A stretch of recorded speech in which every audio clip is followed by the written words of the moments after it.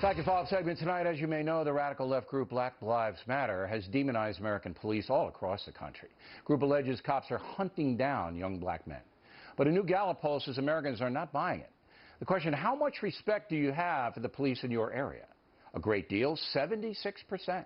Some, 17%. Hardly any, 7%.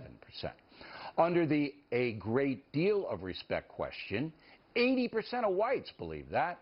67% of non-whites concur.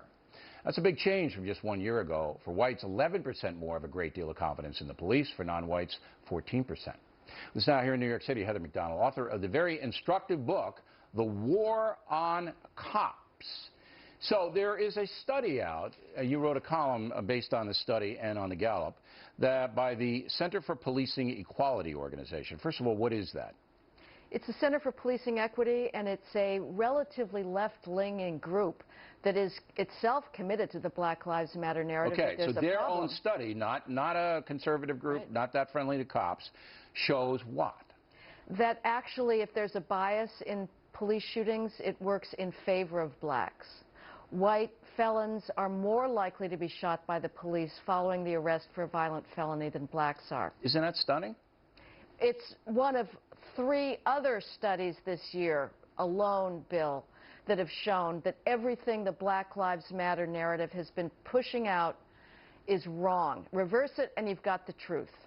So this left-leaning group, the Center for Police Equity, all right, says that lethal force on black citizens, is 6.92% in all police interactions. Lethal force on whites, 16.70. So there's a big gap. It's not even close.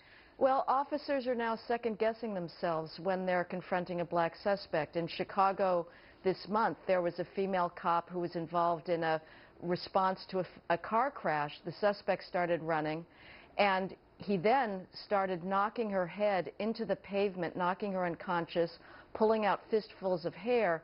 She later told her police superintendent that she thought about using her gun, but didn't because she was so worried about becoming the last Black Lives video. So the police officer herself was assaulted and hurt, but wouldn't use her gun because she was fearful that she would become a national outcry person. Right. She'd be the constant loop on TV. So I just want you to restate. You wrote a column, and then it's been backed up by this study for policing equity, and it's been backed up by the Gallup poll, that Americans are not believing this Black Lives Matter propaganda, that young black men are being hunted down because of their color. Is that primarily it, right?